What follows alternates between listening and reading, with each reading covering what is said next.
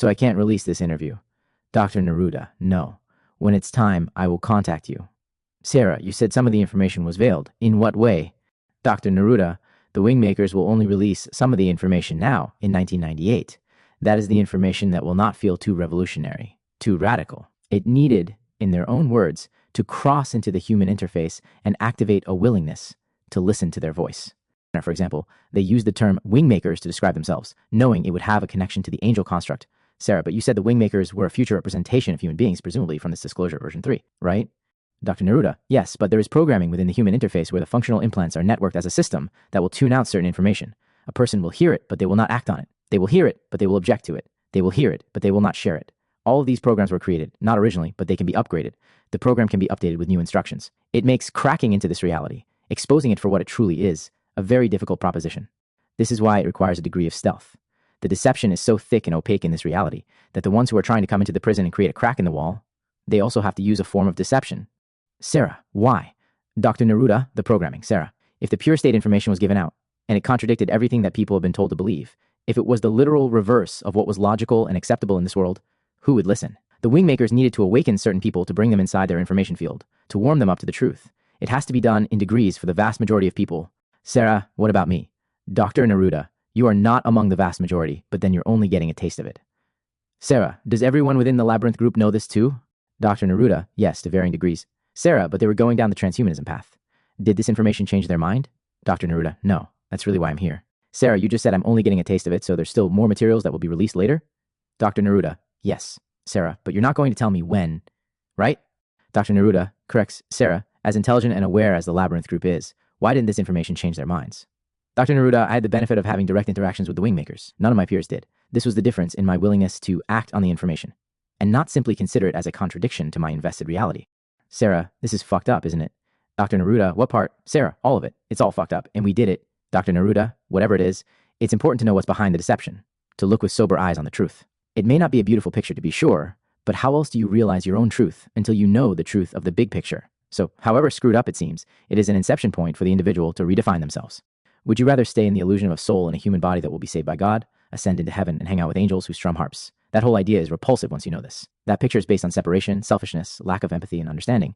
Or you can simply say it's all a big illusion, including the notion that we are infinite beings, and that when you die, you're done.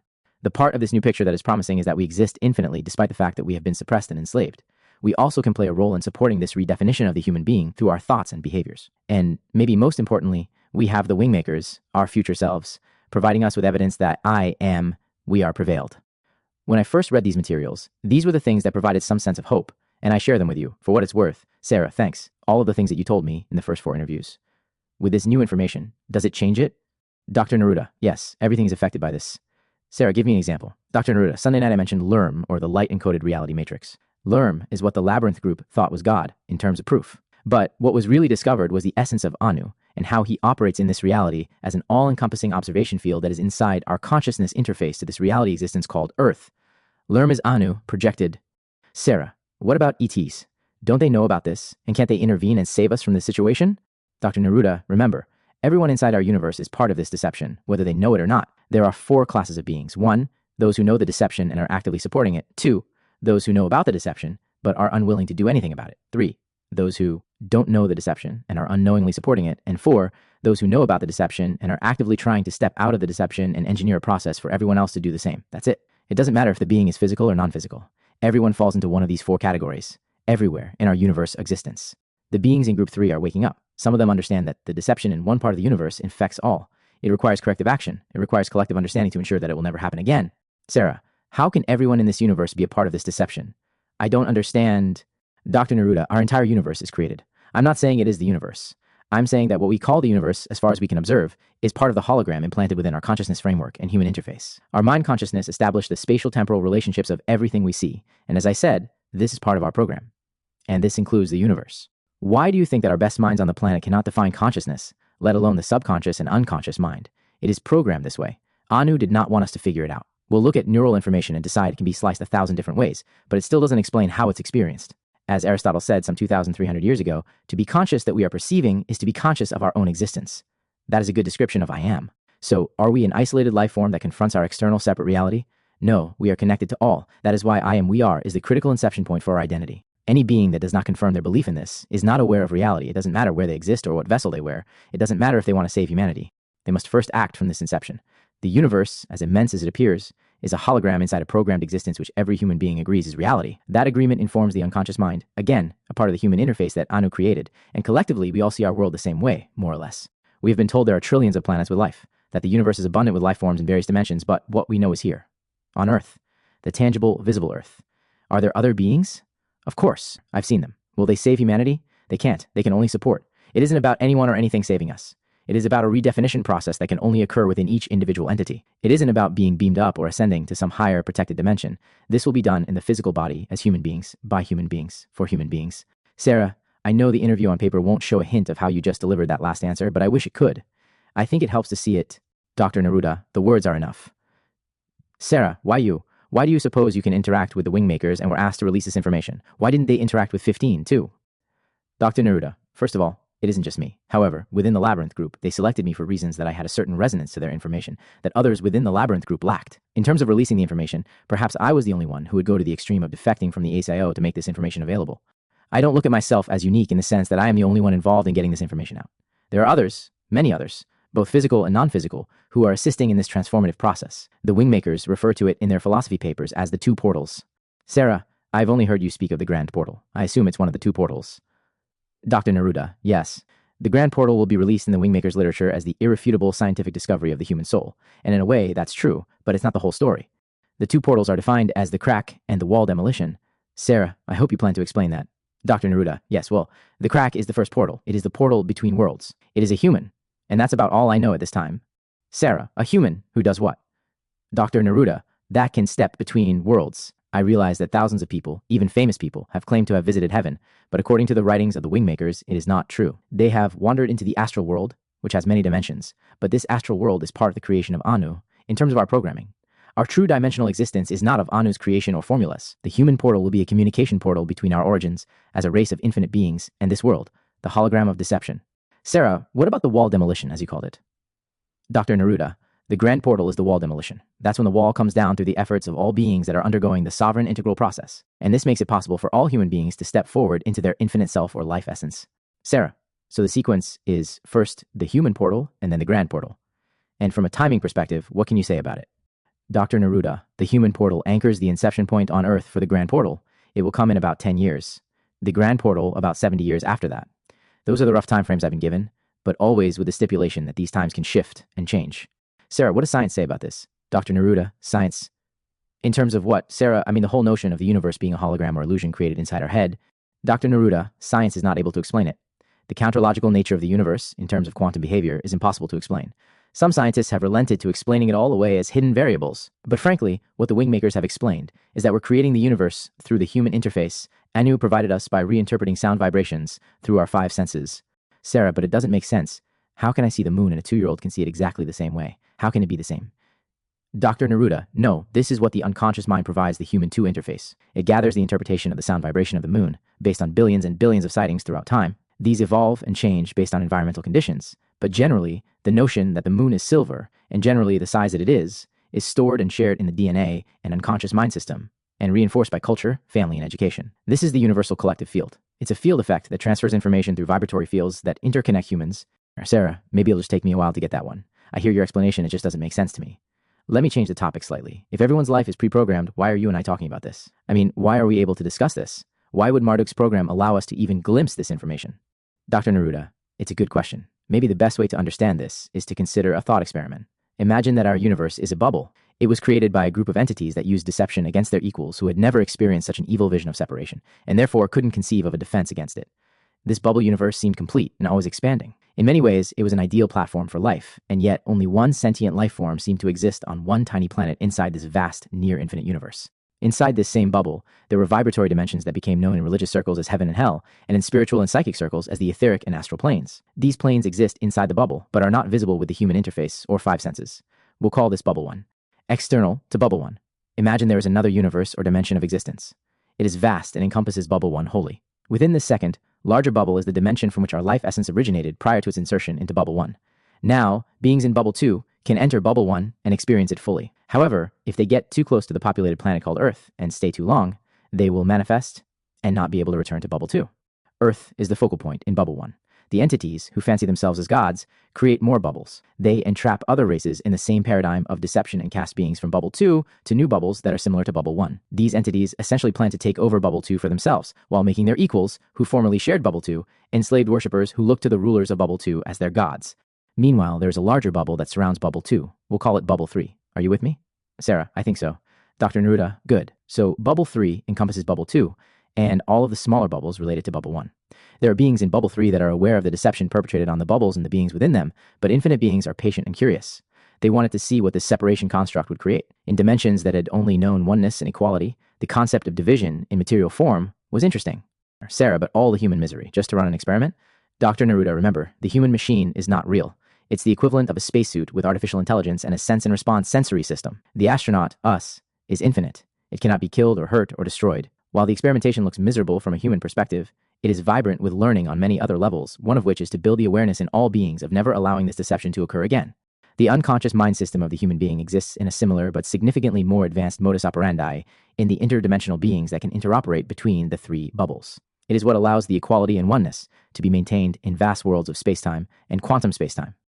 Now, within this thought experiment, you can see that the dimensions of spacetime are more dimensional than one universe. That entities exist in these various bubbles, experimenting with their creation. Sometimes in this experimentation, they decide to enslave through the constructs of separation and deception. This occurs with issues that human beings can relate to, like scarcity, preservation of a race, unintended consequences of decisions, service to self instead of service to truth. All of these elements were in the behavioral equations of Anu and his Syrian accomplices. At some point, the lessons are learned. The entire experiment solidifies and hardens to such a degree that it cannot really compress anymore. Its value rapidly diminishes from that point. When this happens, beings will intervene. In our case, we intervened in the form of humanity returning to warn of this reality, hence the Wingmaker's intervention. As for why we are talking, it's simple. Marduk is not the only one who can program. Sarah, and what does that mean? Dr. Neruda, in today's world, we have programmers who can write code that take the user of that code from one experience to the next. It moves them from point A to point B. Programming is an aspect of time. It's a directional process. You're aware of hackers. They come in all sizes. Earlier this year, a 15-year-old kid hacked into the US Air Force. Even Microsoft is finding it impossible to protect its NTOS. The hacker mindset is again a manifestation of separation. It is a polarity, a mind game of sorts, complete with ego and sometimes greed. Mostly, it's a reminder that whatever's a fortress remains vulnerable. The program that Marduk created is similar in concept to our software programming, but infinitely more complex and advanced. However, as any hacker will tell you, anything can be hacked with the right technology and skill. Our programs have been hacked. We've been altered. We're not connected in the same way to the grid lines that rule this hologram that I called Bubble 1 a little earlier. Sarah, who did the hacking? Dr. Neruda. I can't give you a name. I don't know. I've been told that there are many resources that are being used to create the crack in the wall. And then, from the inside, that's us, humanity, we'll push the wall down collectively and walk out of this prison. We're part of the crack. Sarah, I don't remember volunteering. Dr. Neruda, for what it's worth, neither do I. Sarah, okay, I'm going to shift the conversation a bit. In my notes from Saturday, you said the following, that the Wingmakers claimed that the three-dimensional five-sensory domain that humans have adjusted to is the reason we are only using a fractional portion of our intelligence. They claimed that the time capsule would be the bridge from the three-dimensional five-sensory domain to the multi-dimensional seven-sensory domain. How does that relate to tonight's conversation? And what exactly is the time capsule? Dr. Neruda, the time capsule is the content of the Wingmakers project. It's called a time capsule because it's a designed intervention to shift time. It's called a capsule because it is a delivery system of information that is designed to assist people to unlock from their grid lines, their pre-programmed life path, where they were essentially a human robot marching through their life path as they were programmed to do, until the Wingmakers disclosed this aspect of their intervention. Sarah's note, the fifth interview of Dr. Jamasun Neruda, they can't disclose the real meaning behind their words. Again, they cloaked their words in the accepted standards of this world's rules relative to the New Age, New World Order, or spirituality, religion, philosophy, etc. This gave them an accepted anonymity. After all, it was all presented as a myth. There's nothing in a myth that could cause Anu to censor or strike back. They tested the explicitness of the language and decided to place some of the activational elements in other formats like art, poetry, and music. In other words, when they couldn't state something explicitly because of retaliatory concerns, they would encode it into the art. Sarah, but you've asked me to hold it back, this interview. What if it never gets released? Dr. Neruda, then it wasn't necessary. Sarah, but then that would make the rest of the materials less than true, wouldn't it? Dr. Neruda, I would say it would make them less direct or explicit, but to your point, yes, I would agree that their truth is diminished without the framework of this disclosure. Sarah, who are these materials for? I mean, I can tell you right now that when you were describing the first 4 interviews, I could count on one hand how many people I know who would listen to this perspective with an open mind. Most of my friends and family, I wouldn't even mention it. But with this interview, I don't think anyone I know would be open to it. I can't think of one, to be honest. Dr. Neruda, I understand. The number of people who show up to look through the crack in the wall will be very small. In terms of the whole population, a tiny fraction. But the real definition of the grand portal is that enough people will look through that crack and recognize there is more, much more to reality's existence, and they will work collectively to push down the wall. When the wall falls, that will be when the infinite beings inside step out and operate the human instrument, not as a separate thing, not as a vessel or something they wear as a uniform, but they will operate inside the human body, free of the interface and functional implants. Sarah, you mean they won't ascend into bubble number 2 or 3? Dr. Neruda, they will stay right here, Earth. But they will stay here in the body as infinite beings, not enslaved shells of themselves. Sarah, you said there were other beings involved in this intervention. Can you disclose them? Dr. Neruda, I'd prefer not to say anything other than to mention that it will be disclosed soon. This whole enslavement of humanity is like the 6 blind men touching the elephant. Many people are feeling parts of the elephant and describing the part they are touching, but with blindfolds on, it is very hard to describe the whole deception. Sarah, are these blind men humans? Dr. Neruda, yes, of course. They see parts of this enslavement and they know something is happening, something isn't right. You can't have God-like beings walking around the earth coincident with murder, rape, child abuse, and war, and they don't feel this separation and deception. Something is terribly wrong. Why are we letting this happen? According to the Wingmakers, there are people who are incarnated now who would be the equivalent of outliers. Are you familiar with this term? Sarah, no. Dr. Neruda, the term is typically used in statistics. Think of it like an anomaly. A person has what is called a transient malfunction to their interface, but in this malfunction, they are able to see through the crack. It might only last a second or two, but they glimpse what is behind the walls. And again, I'm not talking about the astral plane. That's just a more rarefied plane of the hologram of deception. People with these transient malfunctions often end up being diagnosed autistic, or in extreme cases, are considered schizophrenic, but because the malfunction is transient, they slowly merge back into the human hologram and lack the contextual meaning of what they saw anyway. They learn to forget. The program draws them back in. But before they forget, before they return to normal beliefs, before they are drugged or quarantined, they share their experience to the unconscious mind. And this begins to express itself through culture. It'll come out in movies, books, theater, art, poetry, and many of these expressions will help to feed the unconscious mind and open it up to the possibility that the scale of our prison encompasses even the light, even science, even angels, even God. Sarah, do we wear a target on ourselves when this gets released? I mean, will Anu decide to take us down if this goes out? Dr. Neruda, believe me, I've probed on that issue. There's risk involved. How much? I don't know. The Wingmakers explain that the creators of this plan have resigned themselves to the intervention, but that their equivalents here on Earth are not as excited by those prospects. It'll work its way out, but it'll take some time. Sarah, what happens between now and the grand portal when the wall gets pushed down? Dr. Neruda, all I can tell you is that the triad of power will continue to consolidate. The money system will continue to spiral away from the many into the hands of the few. This was part of the original programming. Sarah, relating to the return of Anu. Dr. Neruda, yes. Anu would step in and solve the world's problems and be anointed. Anu would use the centralization of the money system to integrate technology into biologic systems, so they would be able to have infinite existence in Bubble 1, Earth. That way, Anu... But as I said, this plan was not perfect in the sense of its infinitude.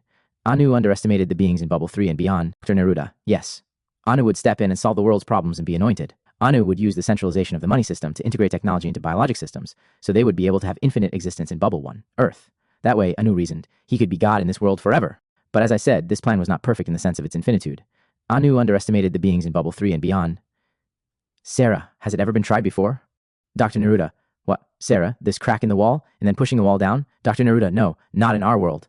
This is the first coordinated effort to liberate humanity. Sarah, but what about Jesus or Buddha?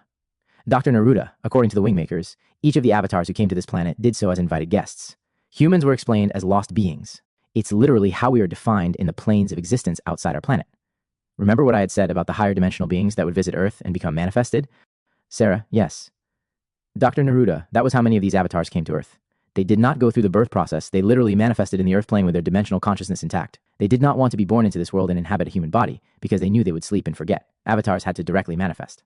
The problem was that people were afraid of them and stayed away, or people acted as guardians of the old system and wanted to destroy the avatar, or some people looked to the avatar to save them. This was what spawned the evolution saviorship model of the universe. Evolution, as defined here, is the process of being saved and absolved of one's sins. The sinner evolved into the disciple, and the disciple evolved into the teacher, and the teacher evolved into the hierarchy of teachers and leaders. Saviorship simply meant that an outside force or avatar would save the individual from their sins or reprehensible behavior and connect them to the light or spirit of God. The savior was an intermediary of the hierarchy that plugged the individual into the light of illumination and enlightenment.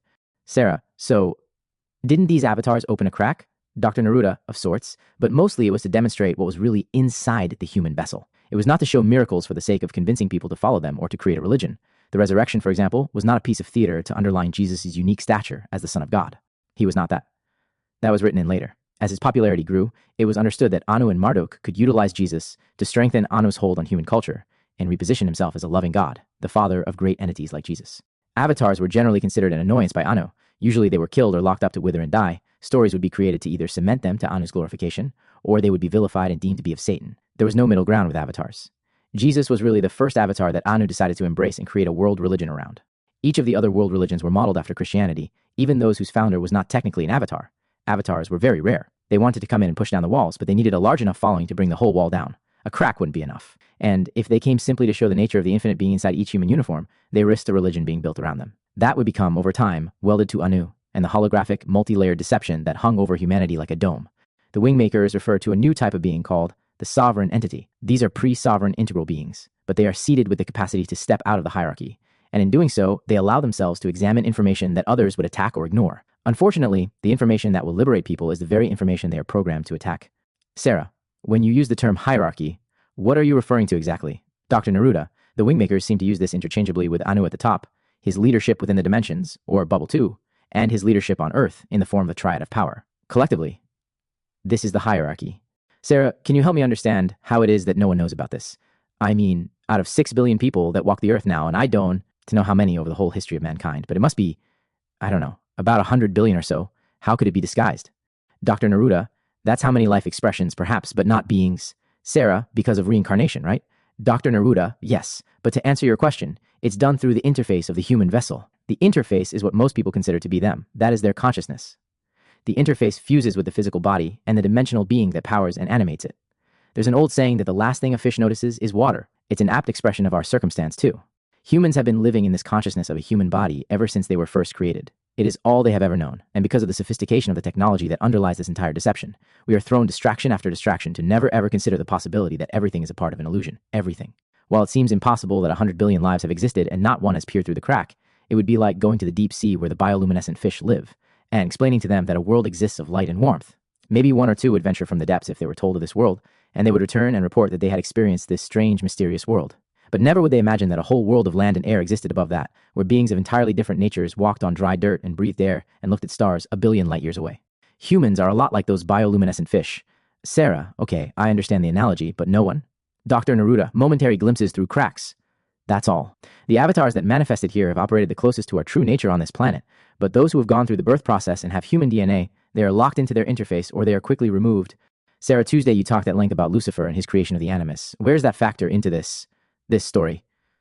Dr. Neruda, until last night I didn't know if this interview would even take place. I knew you wanted to speak in depth about the Grand Portal, but I wasn't sure at what level I would be allowed to disclose it. This is very guarded information. It's both a break-in and a break-out. The break-in is difficult to engineer amid the misinformation and deception that occurs on this planet relative to humans. Lucifer and the fallen angels was a nod to the fallen humans who were booted out of Eden. It is the same story with the same purpose. Place fear of rebellion in the consciousness systems of humans. Make it strong and potent in the unconscious mind, and make sure that Lucifer, Satan, and the devil mirror the Trinity of good, the Father, Son, and the Holy Ghost. Anu realized that the best way to make his human creation lean his way was to make the path to his kingdom appear virtuous and morally acceptable.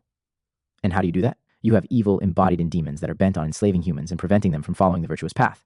It created a perfect polarity of human beings progressing to the kingdom of God, while demons seduced and ensnared them.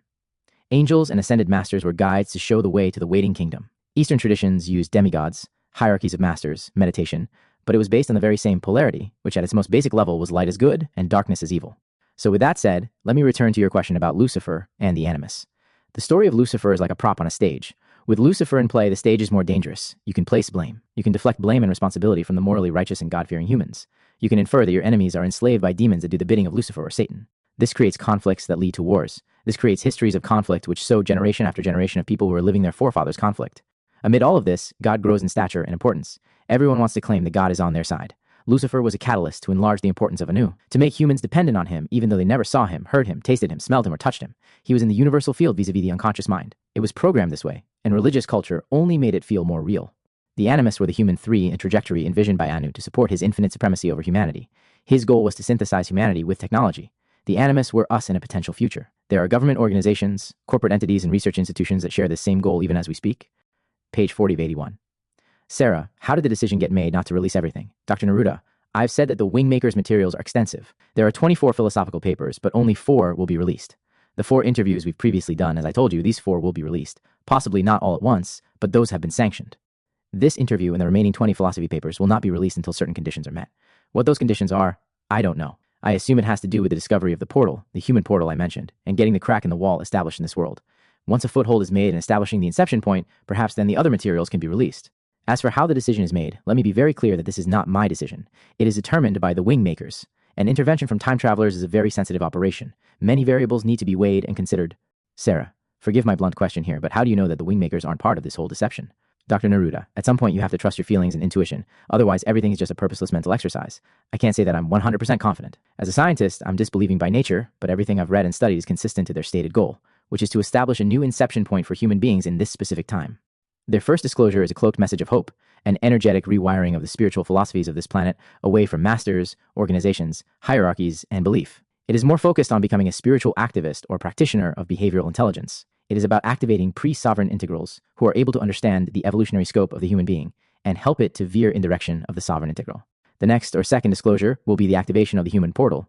I don't know yet how this will unfold, only that it will happen relatively soon. The third disclosure will be the fifth interview and possibly other material. When the fifth interview is released, it signals that the inception point has already been made. According to the wingmakers, this means that the grand portal will occur on this planet. Once the new inception point is anchored, it will unfold the plan. I have made the decision that if the second disclosure occurs, I will commit to this plan 100%. Until then, I have told the wingmakers that I am with them and will conduct my actions according to their insights and guidance, but I will always have doubt in my mind until I see that the second disclosure occurs. Sarah, what if no one believes this, Dr. Neruda? What if you release this fifth interview sometime in the future and no one can relate to it, or, as you suggested, they attack it? What then? Is the human portal sufficient to make this whole thing happen? Dr. Neruda, yes. That's what I have been told. Once the inception point is anchored, it will all unfold to plan. Sarah, so no one needs to believe this? It'll just happen? That doesn't sound right.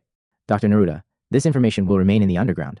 But science, according to the wingmakers, will be the force to actually prove out this information. Sarah, how? Dr. Neruda, science will find the walls. They won't expose the crack or necessarily assist in the demolition, but they will expose the walls.